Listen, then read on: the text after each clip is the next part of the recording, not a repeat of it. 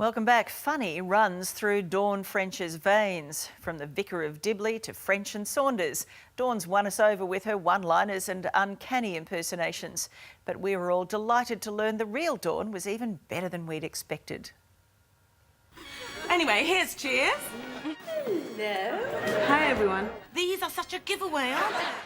I've got things to say about stuff. Let's make caviar. Yes, let's. Bit tricky at the end, bit sad, bit of a shame. The nice Chianti.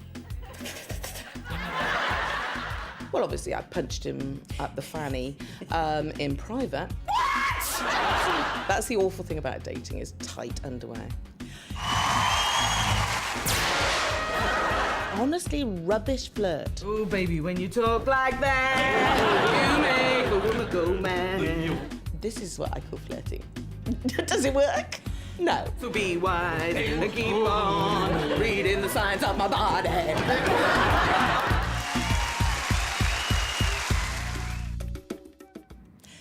Dawn French, lovely to speak with you. Welcome back to Australia. Thanks for having me. In your latest incarnation as talent judge. I know. How did that happen?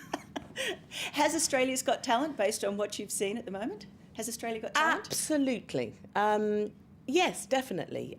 These kind of shows, well, specifically that show, is my guilty pleasure, the British one. These are the shows I love to watch, unashamedly. I love them. So it's a no-brainer for me to say yes to a fantastic job like that. So are you an armchair judge at home? Oh, yeah.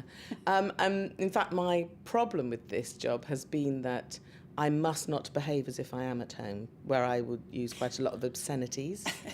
And I would dismiss people very quickly and maybe be a bit more cruel than I can be when I'm actually sitting there looking them right in the eye. I mean, is there anything about me that first attracted you, eh? I remember, yeah, you were wearing fishnet tights. That was the best. In recent years, Dawn's faced her own battles, including a painful split after 30 years with comedian husband Lenny Henry. You have just emerged from a very stressful time in your life. Yeah. Your marriage broke up and Yeah. then your mum died. Yeah. How did you stay upright during that time? To be honest, all the tricky stuff that's happened, when I look at it, it's only stuff that happens to all of us. It's nothing special. It's something that's happened to me, a divorce. After, I was with Lenny for 30 years. We were married for 25 years. I would say 24 and a half of those years were great. So nothing to regret there. Absolutely nothing to regret. Bit tricky at the end, bit sad, bit of a shame. But at all times, the ending of it was a tribute to the way it had always been, with great kindness and massive respect for each other and an understanding that we share a daughter. And so we must behave in a civil way, and that we had no desire to do anything other than that. It really was one of the most civilised divorces, celebrity divorces, if you like, Yeah. that I've ever seen. And so many people take that time to, vent all of the stresses and the bitterness that's built up. Yeah. And you two clearly wanted to avoid that.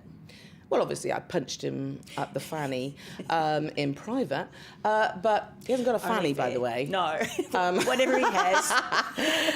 Words were had, everything that needed to be said was said behind closed doors loudly. Fueled by alcohol, a lot of it. We certainly vented. But having done that, then we looked after each other.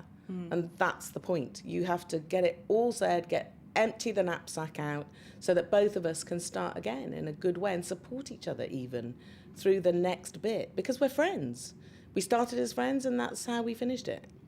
Speaking of starting again, it's not easy in your 50s. There are a lot of women in their 50s who have stared into the abyss of the end of a very long relationship and thought, well, what's there for me now? And finding a suitable bloke at that age is tricky.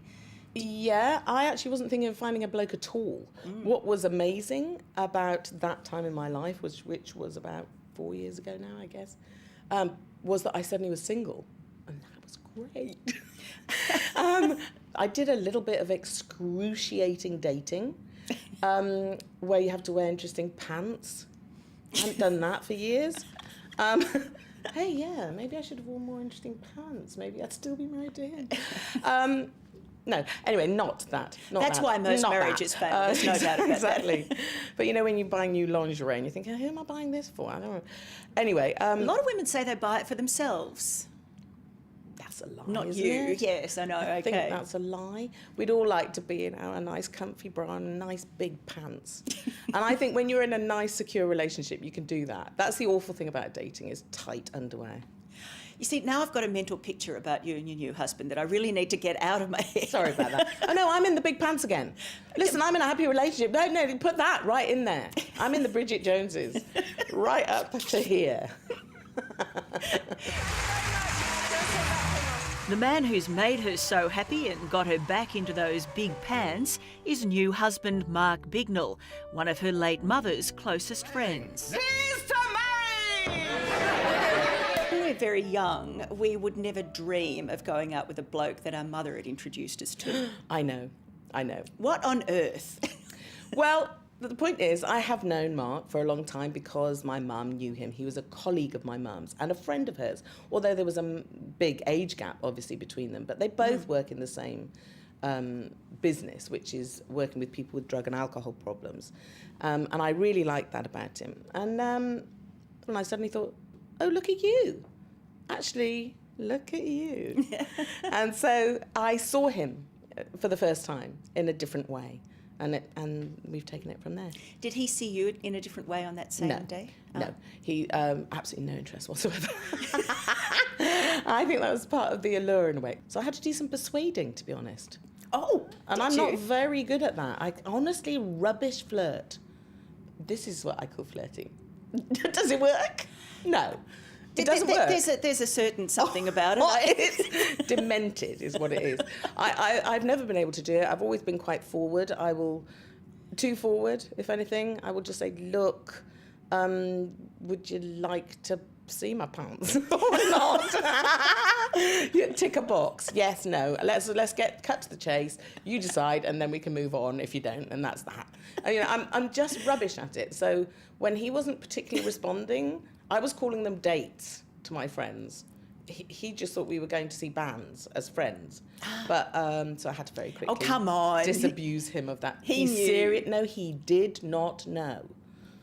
Goodness. Until I had to say, you see me sitting here? I like you sitting there. And he was completely shocked, couldn't speak. And then did he say, yes, I would like to see your pants? He did see my pants. I'm not going to tell you exactly all about that. No, don't. You wouldn't want to. No. But he wouldn't work in our time he was taken aback, let's put it that way. It took a while for him to readjust. You vixen. Well, it's not so much vixen, control freak, you see. Again. Of course. We're Do you back to think that. he had a chance No. to say no? No, no, he poor did schmuck. not. He might still wish he'd had said no.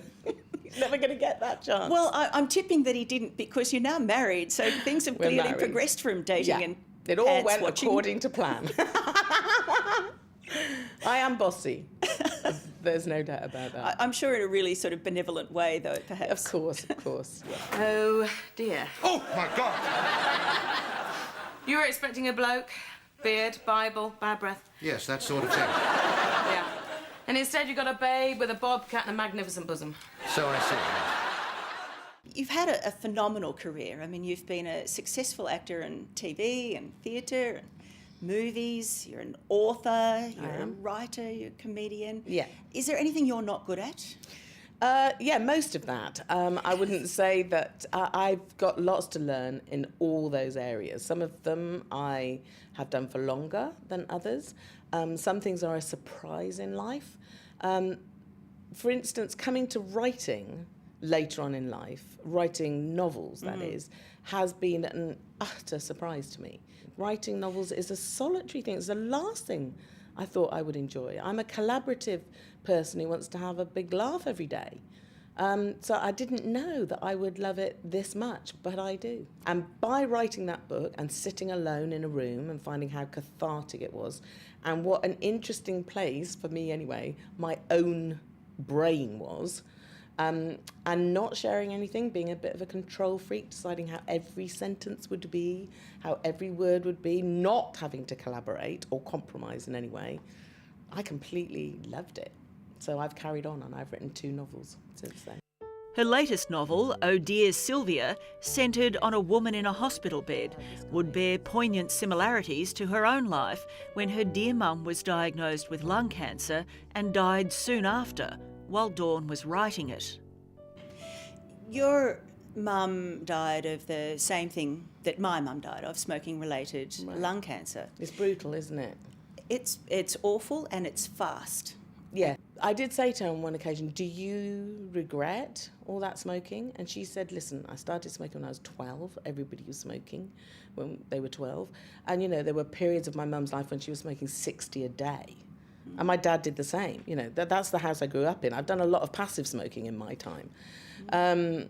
But my mum said she's not a drinker. She had no other vices. She said, this was my friend. I am sorry that this happened. I would tell any of the kids, any of the grandkids, do not do this. Let them see me now and not do this ever.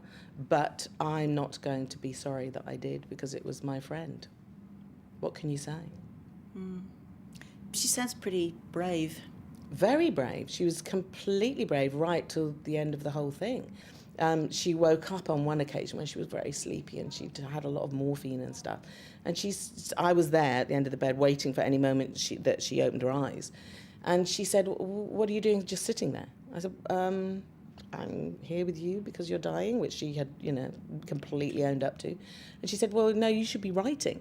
This is your research. This is your research right here. I said, but how can I do it? She said, get writing. So as she was sleeping, I was writing. And so I wrote, my heart and soul went into that book because I wrote everything I saw. I wouldn't have wished for that to be the case, but that is, you know, what happened. You're off home tomorrow? I am. And back at the end of the year, in August, I think, actually, and only a couple of months. Yeah, not long. And then when I come back, I'm here for the semi-finals. So I'm going to be living in Australia for 3 months. And I can't wait, actually. Mainly, don't tell anyone this, mainly I'm going to be finding drag shows. Are you? That's one of my favourite things to do. Seriously? Yeah, and there's loads of it in Sydney. Are you serious? I love drag. I'm a drag hag. We will love having you back. Good, thanks. Thanks, Dawn. Welcome back. You can't have too much Dawn French. Tonight, in part 2 of our chat, she opens up about taking off Victoria Beckham, what she really thinks of Kyle Sandilands, and her friend Nigella Lawson. 3, 2, 1, Thunderbirds all go! Australians love you, and I think you're getting a sense of that, you know, while you're here. You were once voted the most admired female celebrity in Britain. Eek. You're not aware of that? You were. Well, oh, you know, these things are excruciatingly embarrassing, aren't they? Because it's probably a poll held in someone's office between 3 people. 4,000 people. Okay, well, apparently. okay. That's frightening because I know who I really am and I'm not somebody that gets everything right, and I'm certainly no role model for anybody. I can't be the spokesperson for anybody about anything. People try to make me the fat girl's poster girl. As I say, I don't regard myself as a role model for anybody. Equally, I've got things to say about stuff. You know, I don't like the way big women are treated.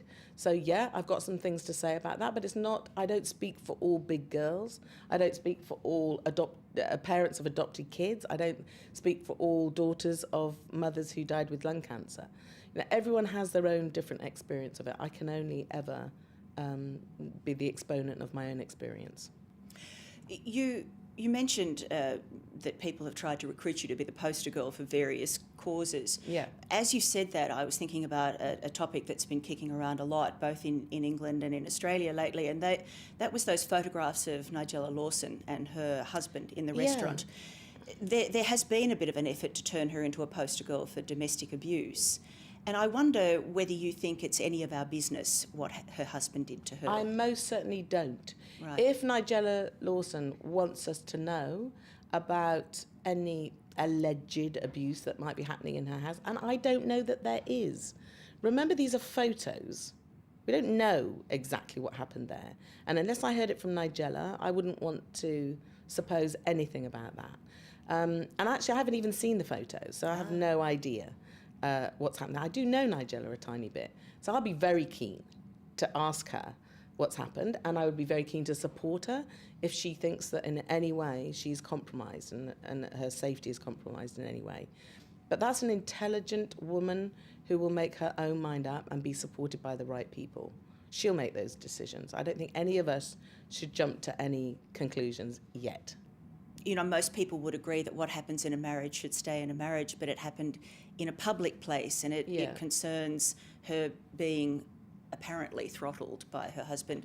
I wonder whether when something happens in a public place, it becomes public responsibility. Yeah. Well, of course we can't. If I was there, if I was in the restaurant and I saw a man throttling a woman, I would be right in there. So why weren't people in there? You know, and if I saw that, of course I'd be on it like a bonnet.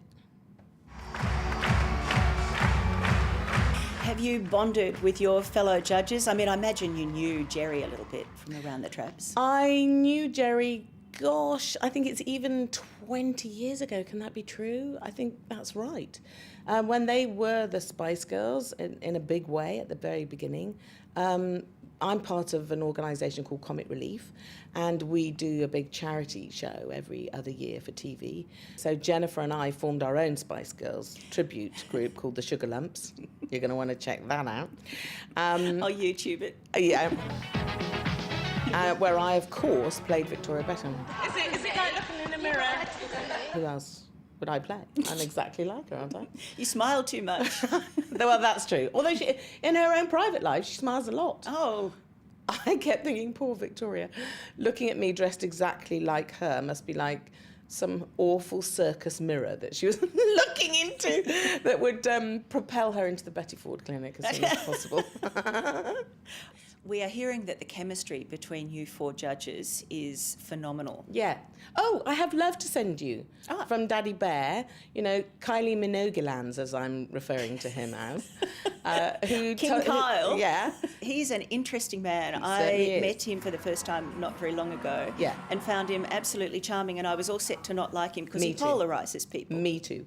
And I have friends who are Australian who have said to me, right, be ready for him. And I was ready for him and didn't need to be at all. He has been a complete gentleman to me. He's hilarious. He's very kind to the contestant. He says it as it is, but nobody seems to take any offence whatsoever from him. I don't know whether he's changed because I didn't know him before. But this is a man very many layers. Some of them might be a bit scratchy, I suspect. But I have met a very interesting, loving guy. If anyone's looking for great big fights between the judges, so far that's not happening. I mean, we're not at the semi-finals yet, you never know. Dawn's new novel, Oh Dear Sylvia, is available now, and she'll be back here when Australia's Got Talent comes to 9 on Sundays later this year.